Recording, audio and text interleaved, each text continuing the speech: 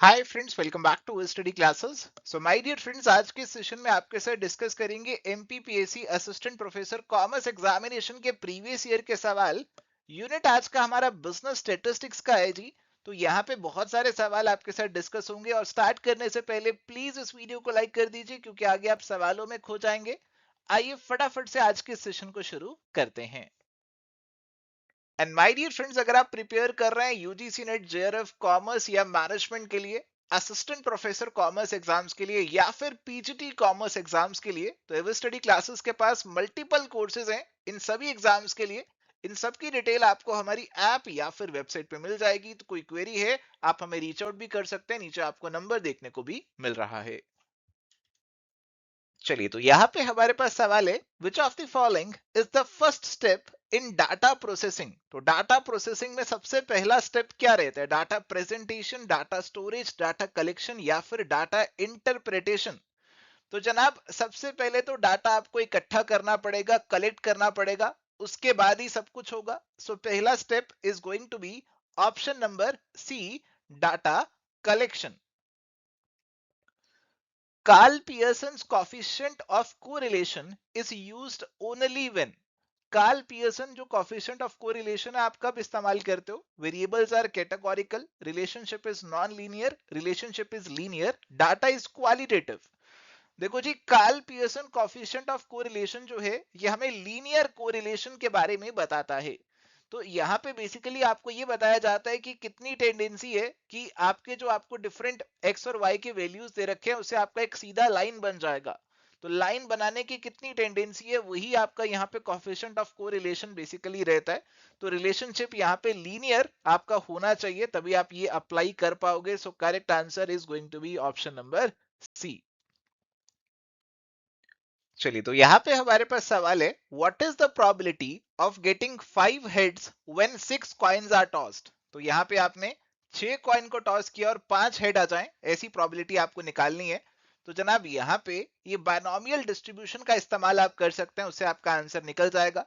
तो आपकी सक्सेस की जो प्रोबेबिलिटी है, यानी कि सक्सेस की प्रोबेबिलिटी, आपकी हेड आने की प्रोबेबिलिटी जो है, वो यहाँ पे क्या रहेगी? वो यहाँ पे 1/2 रहेगी। हेड ना आने की प्रोबेबिलिटी, फेलियर की प्रोबेबिलिटी भी 1/2 हो गई। और यहाँ पे 6 बार टॉस किया है और 5 बार हेड आना चाहिए, तो आप यहाँ पे आपका जो सक्सेसेस हैं वो कितने हो गए? 5 हो गए। तो 6C5 हो जाएगा। इसके बाद P to the power x, आपका x बेसिकली यहाँ पे 5 हो गया। और Q to the power n minus X, तो n माइनस एक्स बेसिकली आपका 6 माइनस 5 यानी कि 1 हो गया। तो इसे अगर आप सॉल्व करेंगे तो ये कितना आएगा? 6 इंटू 1 बाय कितना बन गया? 1/64 बन गया शायद ये। जी। तो यहाँ पे आपका ये कितना बनेगा? ये 2 से आप काट लीजिए, 3/32 बनेगा। So correct answer is going to be option number C. यहाँ पे सवाल है जी, if both regression coefficients are negative, the coefficient of correlation will be. तो हमारे पास दो रिग्रेशन कॉफिशिएंट्स रहते हैं जी। कौन कौन से दो रिग्रेशन कॉफिशिएंट होते हैं? एक होता है बी वाई एक्स और एक होता है बी एक्स वाई। अगर ये दोनों नेगेटिव हैं तो आपका कोरिलेशन का जो कॉफिशिएंट का साइन है वो भी नेगेटिव ही रहेगा। ये तीनों के साइन हमेशा सेम होते हैं। सो करेक्ट आंसर हमारे पास जो बनेगा, that is going to be option number B, negative. In how many ways can the letters of the word statistics be arranged. तो हमारा जो स्टेटिस्टिक्स वर्ड है उसके लेटर्स को आप कैसे अरेंज कर सकते हैं, ये आपको यहाँ पे बताना है जी। तो जनाब, स्टेटिस्टिक्स के अंदर आपके कितने वर्ड्स आते हैं? 1 2 3 4 5 6 7 8 9 10 वर्ड्स आते हैं जी। अरेंजमेंट की जब भी हम बात करते हैं तो अरेंजमेंट बेसिकली आपका परम्यूटेशन ही रहता है। तो यहाँ पे हमारा जो अरेंजमेंट बनेगा, 10 वर्ड्स हैं, आप 10 वर्ड्स को कैसे अरेंज कर सकते हो? तो 10 स्पेसेस हैं बेसिकली आपके पास, ये 10 स्पेसेस हैं आपके पास। तो पहले स्पेस पे कोई भी 10 में से कोई भी वर्ड्स आ सकता है, अगले पे 9 में से कोई वर्ड्स आ सकता है, फिर 8, फिर 7, फिर 6, फिर 5, फिर 4, फिर 3, फिर 2, फिर 1। तो इस तरीके से आपके टोटल अरेंजमेंट्स कितने बन गए? 10 into 9 into 8 into 7 into 6 into 5 into 4 into 3 into 2 into 1। इसे 10 फैक्टोरियल भी बोला जाता है। अब आप ये देखिए कि कुछ वर्ड्स ऐसे हैं जो बिल्कुल सेम है। कौन से वर्ड्स ऐसे हैं? जैसे एस है, एस 3 बार आ रहा है, 3 बार रिपीट हो रहा है एस। तो पहले पे कोई सा भी ऐसा आ जाए उससे फर्क नहीं पड़ेगा। तो जब भी ऐसा केस आ जाए कि कुछ वर्ड्स रिपीट हो रहे हैं तो आपको डिवाइड करना पड़ेगा आपके 10 फैक्टोरियल को किससे? एक तो s 3 बार रिपीट हो रहा है 3 फैक्टोरियल से, इसके अलावा आपका t भी 3 बार रिपीट हो रहा है 3 फैक्टोरियल से, इसके अलावा आपका एक i है जो 2 बार रिपीट हो रहा है 2 फैक्टोरियल से आप इसे डिवाइड करेंगे। तो जनाब ये डुप्लीकेशन की वजह से आपका अरेंजमेंट जो है उस पर फर्क नहीं पड़ता, इसीलिए यहां पे हम इसे डिवाइड कर रहे हैं।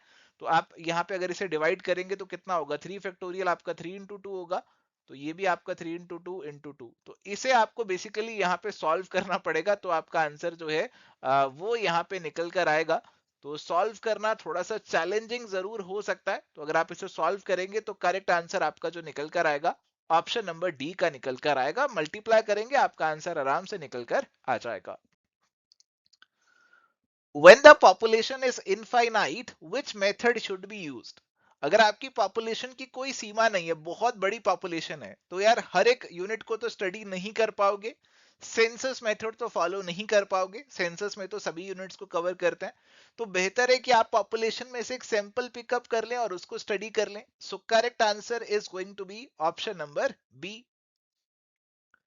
The last stage of statistical investigation is, तो आपकी जो स्टेटिस्टिकल इन्वेस्टिगेशन है उसमें आप शुरुआत करते हैं कि डाटा को कलेक्ट करते हैं, और लास्ट स्टेज में क्या करेंगे? लास्ट स्टेज में आप अपना इंटरप्रिटेशन निकालेंगे और इसको किसी रिपोर्ट वगैरह में लिख देंगे। तो last step is going to be option number C, interpretation and report writing. Equality of mean, median and mode occurs in, तो मीन मीडियन मोड तीनों कौन से में बराबर होते हैं बताइए जी? Positively skewed, negatively skewed, asymmetric या फिर नॉर्मल डिस्ट्रीब्यूशन। तो नॉर्मल डिस्ट्रीब्यूशन की ये प्रॉपर्टी रहती है कि इसमें आपके मीन मीडियन मोड तीनों सेंटर में होते हैं, तीनों बराबर होते हैं। So correct answer is going to be option number D. Rejecting a true null hypothesis with 5% probability is called 5% significance level, 5% confidence level, 95% significance level या फिर all of the above। तो यहाँ पे आप एक ट्रू नल हाइपोथेसिस को reject कर रहे हैं और 5% प्रोबेबिलिटी अगर आप लेकर चल रहे हैं तो ये बेसिकली आपका 5% सिग्निफिकेंस लेवल को डिनोट करता है। सो करेक्ट आंसर हमारे पास यहाँ पे ऑप्शन नंबर ए का बनेगा, और ये बेसिकली आपका टाइप 1 एरर को डिनोट करता है। A normally distributed variable has a mean 485 and standard deviation 23. Percentage of items between 450 and 500 is, आपको ये निकालनी है। तो नॉर्मल डिस्ट्रीब्यूशन है, तो नॉर्मल डिस्ट्रीब्यूशन में कुछ इस तरीके का आपका जो कर्व है वो आपको देखने को मिलता है जी। और यहाँ पे आपको मीन जो है वो यहाँ पे प्रोवाइड कर रखा है कि जो आपका मीन है वो 483 का है, और आपका स्टैंडर्ड डेविएशन भी आपको 23 का दे रखा है। परसेंटेज ऑफ आइटम्स जो 450 से 500 के बीच में होंगे, तो ये आपका हो गया जी 450 वाला लाइन, और ये आपका हो गया 500 वाला जो है लाइन। तो बेसिकली आपको बताना है कि कितना परसेंटेज डाटा जो है वो यहाँ पे आपका लाई करने वाला है जी। तो बेसिकली आपको क्या करने पड़ेंगे? आपको जेड वैल्यूज निकालने पड़ेंगे, और एरियाज आपको ऑलरेडी दे रखे हैं, और एरियाज के बेसिस पे आप अपना यहाँ पे सॉल्व कर लेंगे। तो जेड वैल्यू एक तो 450 के बेसिस पे निकालिए जी, तो 450 minus x bar divided by standard deviation, थोड़ी सी कैलकुलेशन मुश्किल होगी।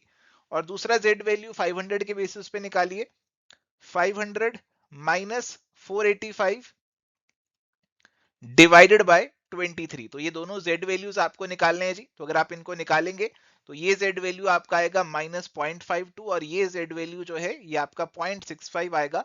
और इन दोनों के आपको एरियाज ऑलरेडी दे रखे हैं, इन दोनों के एरियाज आपको ऑलरेडी दे रखे हैं। तो अगर मैं सीधी सीधी बात बोलूं आपको, तो ये वाला एरिया आपका दे रखा है आपको कितना? 0.4557, और ये वाला जो एरिया है वो आपको दे रखा है कितना? 0.2422। तो इन दोनों एरियाज को ऐड कर दो बेसिकली, इन दोनों को अगर आप ऐड कर दोगे तो ये आपका कितना बनेगा? 67.79% बनेगा। So correct answer is going to be option number C. Option number C का आंसर जो है यहाँ पे बनेगा। Which of the following comes under the category of statistical data? Height of Ashok is 1.5 meter. Vinod is more intelligent than Ajay. Ashok secured 70%, Ramesh 80% and Ganesh 75%, all of the above. देखो statistical data अगर आपका होगा तो कुछ number की form में होगा, और साथ ही साथ कुछ ऐसा डाटा होगा जिसमें आप कुछ कंपैरिजन वगैरह करके उसका एनालिसिस कर सकते हैं। देखो सेकंड वाला तो नंबर्स में है ही नहीं, पहले वाले में कुछ कंपैरिजन पॉसिबल नहीं है तो कुछ एनालिसिस नहीं कर सकते, तीसरे वाले में नंबर्स के साथ एनालिसिस और कंपैरिजन भी दिया है, तो ये आपका प्योरली स्टैटिस्टिकल डाटा बनेगा। सो करेक्ट आंसर यहाँ पे आपका ऑप्शन नंबर सी का होगा। Coming to the next question, which of the following is not a unit of statistical analysis and interpretation? Option है कॉफिशिएंट्स, रेट्स, रेशियोज या फिर conclusions. तो यहाँ पे देखो स्टेटिस्टिकल एनालिसिस और इंटरप्रिटेशन की बात कर रहे हैं कि कौन सा यूनिट नहीं है आपकी एनालिसिस का। कॉफिशिएंट, रेट, रेशियोज तो बेसिकली स्टेटिस्टिक्स में आपको बहुत सारे देखने को मिलेंगे, है ना। आप बहुत सारे कॉफिशिएंट निकालेंगे, कोरिलेशन वाला कॉफिशिएंट निकालते हैं, रेशियोज भी आप निकाल के चलते हैं, बट कंक्लूजन्स एक स्टेटिस्टिकल एनालिसिस और इंटरप्रिटेशन का यूनिट नहीं है, conclusion is a separate thing. So correct answer यहाँ पे आपका ऑप्शन नंबर डी का बनेगा। Dash permits creation, updating and use of databases in an organisation. तो यार ये वाला जो सवाल है ये आपके सिलेबस में जो डाटा प्रोसेसिंग का टॉपिक है ना उससे जुड़ा हुआ है जी। तो यहाँ पे ऑप्शंस हैं सॉफ्टवेयर, वर्ड प्रोसेसर, डीबीएमएस या फिर नन ऑफ दी अबव। देखो डाटा बेसिस की जब बात आती है ना तो उसके लिए आपका जो सिस्टम रहता है it is DBMS which is database management system. Microsoft Access अगर आपने कभी चलाया तो आप इस चीज को समझते होंगे। तो यहाँ पे आप अलग अलग डाटा बेसिस बनाते हैं, उसमें अपडेशंस करते रहते हैं, उनको इस्तेमाल करते हैं अपने यूज के लिए। जैसे आपने किसी ऑर्गेनाइजेशन में इंप्लॉइज का डाटा बेस तैयार करना है तो ये डीबीएमएस की फॉर्म में आपका जो है ना ये डाटाबेस यहाँ पे तैयार हो जाता है। So correct answer is going to be option number C.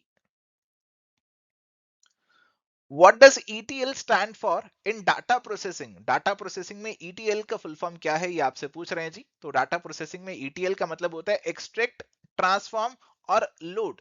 So correct answer हमारे पास बनेगा ऑप्शन नंबर ए का। तो जो आप डाटा वेयर हाउसिंग करते हैं यानी कि डाटा को स्टोर करते हैं, तो पहले आप डाटा को एक्सट्रैक्ट करते हैं, फिर उसको ट्रांसफॉर्म करते हैं उस फॉर्म में, मीनिंगफुल फॉर्म में जो आपके लिए यूजफुल रहेगा, और उसे अपने वेयर हाउस में लोड कर देते हैं। तो ETL की सीक्वेंस रहती है। So correct answer becomes option number A.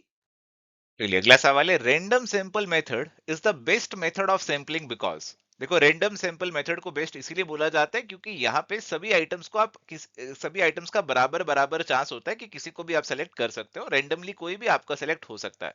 तो आपकी सिलेक्शन यहाँ पे अनबायस्ड हो जाती है। तो this is the primary benefit of random sampling method, और करेक्ट आंसर इसीलिए ऑप्शन नंबर डी का यहाँ पे बनेगा।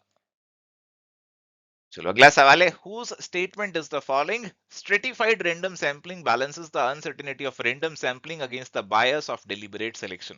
सीधा सीधा फैक्चुअल सवाल है जी। अगर आपने स्टैटिस्टिक्स में डेफिनेशंस को याद किया है तो ही आंसर हो सकता है। फिलहाल इसका आंसर यहाँ पे बनेगा ऑप्शन नंबर ए, ग्रोमैन का। अगला सवाल, Karl Pearson's coefficient of correlation is always. तो कोरिलेशन कोएफिशिएंट की जो वैल्यू है वो हमारी लाई करती है -1 से +1 के बीच में। बहुत ही सीधा डायरेक्ट सवाल है, आंसर अपना यहाँ पे ऑप्शन नंबर सी का सीधा सीधा बन जाएगा। चलिए तो आते हैं अगले सवाल पे, in how many ways can the letter of the word statistics be arranged. तो हमारा जो वर्ड है स्टैटिस्टिक्स उसके लेटर्स को आप कितने तरीके से यहाँ पे अरेंज कर सकते हो। तो देखो जी स्टैटिस्टिक्स वर्ड के अंदर आपके पास टोटल लेटर्स कितने हैं, 1 2 3 4 5 6 7 8 9 10 लेटर्स हैं आपके पास। अब ये 10 लेटर्स को अगर आपको अरेंज करना है, परम्यूटेशन कॉम्बिनेशन आपको इसका करना है, तो 10 फैक्टोरियल आपका यहाँ पे नंबर ऑफ वेज हो सकता है। बट इसमें कुछ लेटर्स हैं जो रिपीट हो रहे हैं, सेम है, जैसे एस आपका 3 बार रिपीट हो रहा है, टी आपका अगेन 3 बार रिपीट हो रहा है। इसके अलावा यहाँ पे आपके पास आई जो है वो 2 बार रिपीट हो रहा है। तो ये रिपीट जो हो रहे हैं इसकी वजह से आपने डिवाइड किया 3 फैक्टोरियल और 2 फैक्टोरियल से, एस 3 बार, टी 3 बार और आई आपका 2 बार। इसके बेसिस पे आपका जो आंसर बनेगा वो आपको कंप्यूट करना है, सॉल्व करना है। और देखो इतना सीधा तो आंसर आएगा नहीं ना, 50,400 यहाँ पे आपकी कैलकुलेशन करने के बाद आंसर निकल कर आएगा। चलिए अगला सवाल हमारे पास है, अ bag contains 5 white 4 black 7 yellow and 6 red balls, what is the probability of drawing a black or a red ball at random। तो देखो ब्लैक 4 हैं, रेड 6 हैं, तो टोटल 10 हमारे पास हो सकती हैं, ये हमारे फेवरेबल केसेस। टोटल बॉल्स हमारे पास हैं 5 + 4 + 7 + 6, तो इसका टोटल अगर आपने किया तो ये कितना बना, 22 का बन गया, 10/22। सीधा सीधा आंसर ऑप्शन नंबर सी का यहाँ पे हमारा बन रहा है। अगला सवाल, if the two regression lines cut each other at right angle then the value of the coefficient of correlation will be। देखो जी, दो रिग्रेशन लाइंस राइट एंगल पे कट कर रही हैं यहाँ पे, तो भैया यहाँ पे कोरिलेशन होगा कि नहीं होगा? एक इधर जा रहा है, एक इधर जा रहा है, तो कोरिलेशन होना तो नहीं चाहिए। तो करेक्ट आंसर होना चाहिए ऑप्शन नंबर ए का, 0 होना चाहिए, क्योंकि कोई लीनियर रिलेशनशिप हमें यहाँ पे नहीं देखने को मिल रहा है वेरिएबल्स के बीच में। चलिए अगला सवाल है, अ main step of statistical investigation is. तो स्टेटिस्टिकल इन्वेस्टिगेशन का मेन स्टेप यहाँ पे कौन सा रहने वाला है, वो आपको बताना है जी।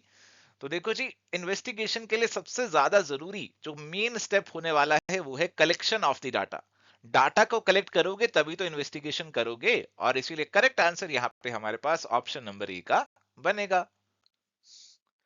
अगला सवाल, which one of the following is not an essential factor of a sample। तो देखो कई बार पूरे डाटा को स्टडी नहीं कर सकते हैं, तो सैंपल को स्टडी करते हैं, और सैंपल में कुछ खूबियां होनी चाहिए, बट कौन सी खूबी नहीं है वो आपसे पूछ रहे हैं। रिप्रेजेंटेटिवनेस, एडिक्वेसी, सिमिलैरिटी और डिपेंडेंस। देखो रिप्रेजेंटेटिव होना चाहिए, एडिक्वेट होना चाहिए, सिमिलर होना चाहिए बाकियों से, but dependence is not an essential factor. आपका जो गुड सैंपल है उसके अंदर रिप्रेजेंटेटिव हो, एडिक्वेसी हो, सिमिलैरिटी हो, तो ये आपके बढ़िया फैक्टर्स यहाँ पे बन जाएंगे। Dependency is not an essential factor, और इसीलिए ये आंसर बन जाएगा। चलिए अगला सवाल है, professor Bailey has described the editing process. तो हमारे जो प्रोफेसर बेली हैं एडिटिंग प्रोसेस को कैसे डिस्क्राइब कर रहे हैं, तो वैसे आप अपनी जनरल अंडरस्टैंडिंग से इसका आंसर कर सकते हो, जरूरी नहीं है कि प्रोफेसर बेली को लाना ही है बीच में। हाँ, आंसर करने की कोशिश करते हैं। देखो हमें डाटा की एनालिसिस से पहले उसकी एडिटिंग कर लेनी चाहिए। क्यों कर लेनी चाहिए? ताकि डाटा यूनिफॉर्म बन जाए, एक जैसा बन जाए, कंप्लीट हो जाए, एक्यूरेसी चेक हो जाए। तो ये सारी चीजों के लिए आपको एडिटिंग प्रोसेस कर लेनी चाहिए, और इसीलिए करेक्ट आंसर ऑप्शन डी का यहाँ पे बन जाएगा। चलो अगला सवाल है, all of the following are the advantages of spreadsheet software. Spreadsheet software बोले तो माइक्रोसॉफ्ट एक्सेल, अगर आपने कभी चलाया है तो आप आंसर कर सकते हैं। तो एक्सेल के क्या बेनिफिट्स हैं, एडवांटेजेस हैं, कौन सा नहीं है, बेसिकली ये आपसे पूछ रहे हैं। Simple to use, easy to understand, conditions calculations are easily done, grouping and regrouping of accounts, double entry is not automatically completed. देखो डबल एंट्री ऑटोमेटिकली कंप्लीट नहीं होती है, और ये इसका डिसएडवांटेज होगा ना कि एडवांटेज, और इसीलिए ऑप्शन नंबर डी का आंसर यहाँ पे हमारे पास बनेगा। जो हमारे अकाउंटिंग के सॉफ्टवेयर होते हैं उनका फायदा होता है कि डबल एंट्री ऑटोमेटिकली कंप्लीट कर लेते हैं, बट एक्सेल वगैरह में ये सब चीजें करना मुश्किल है। चलिए अगला सवाल है, small samples test of significance is based on. देखो small sample test of significance जो है वो हमारे इन तीनों में से किसी भी डिस्ट्रीब्यूशन पे बेस्ड हो सकते हैं। Student T distribution, F distribution, Fisher Z distribution, और इसीलिए करेक्ट आंसर हमारे पास जो बनेगा ऑप्शन नंबर डी का यहाँ पे बनेगा। अगला सवाल है, what are the main uses of chi square test, test of independence, goodness of fit, homogeneity, all of the above. तो ये सभी कहीं ना कहीं काई स्क्वायर टेस्ट के यूजेस बन जाते हैं, और इसीलिए आंसर यहाँ पे ऑप्शन नंबर डी का बनेगा।